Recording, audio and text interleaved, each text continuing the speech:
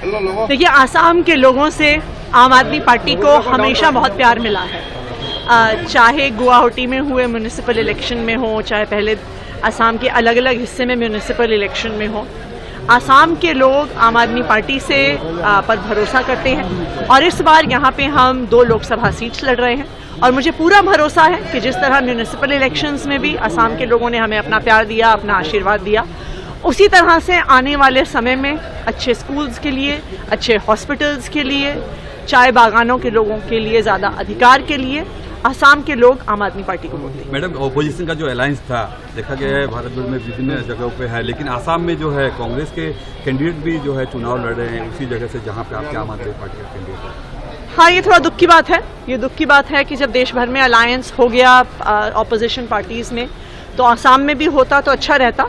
और लेकिन फिर भी मुझे पूरा भरोसा है कि जिस मजबूती से हमारे दोनों लोकसभा के कैंडिडेट्स अपना चुनाव लड़ रहे हैं, इस बार आसाम में लोकसभा के चुनाव में आम आदमी पार्टी का खाता जरूर खुलेगा। मैडम, क्या मुद्दा होगा आसाम में, खासतौर पे आपका क्या मुद्दा होगा? मेरे हिसाब से 3 या 4 महत्वपूर्ण मुद्दे हैं। सबसे पहली बात, जो आम आदमी पार्टी का हमेशा से ही सबसे बड़ा पॉलिटिकल एजेंडा रहा है, वो हाई क्वालिटी स्कूल्स का रहा है।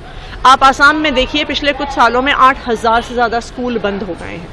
कहते हैं कि सरकारी स्कूल में बच्चे नहीं आते। क्यों नहीं आते सरकारी स्कूल में बच्चे? इसलिए नहीं आते हैं क्योंकि सरकारी स्कूलों का इतना बुरा हाल है। आप अस्पतालों में जाइए, आप हेल्थ सेंटर्स में जाइए, वहाँ पे दवाइयाँ नहीं हैं, डॉक्टर नहीं है, वहाँ पे हाल ठीक नहीं। नंबर तीसरा जो इम्पोर्टेंट मुद्दा है, वो चाय बागान में काम करने वाले लोगों के अधिकारों का है, उनकी मिनिमम वेज का है।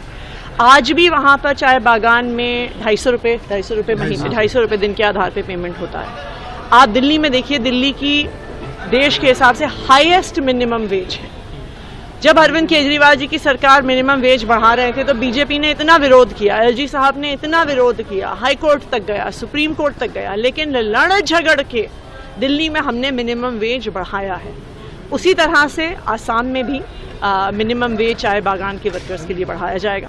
और चौथा, जो एक बहुत महत्वपूर्ण एजेंडा है आसाम के लिए, आम आदमी पार्टी CAA का पुरजोर विरोध करती है। जब हम अपने देश के लोगों को नौकरियां नहीं दे पाते हैं, घर नहीं दे पाते हैं, तो क्यों हम बाहर से आए लोगों को पहले हम नागरिकता दे रहे हैं, घर दे रहे हैं, नौकरियां देने की बात कर रहे हैं? हमारी कल्चर का क्या होगा, हमारी भाषा का क्या होगा?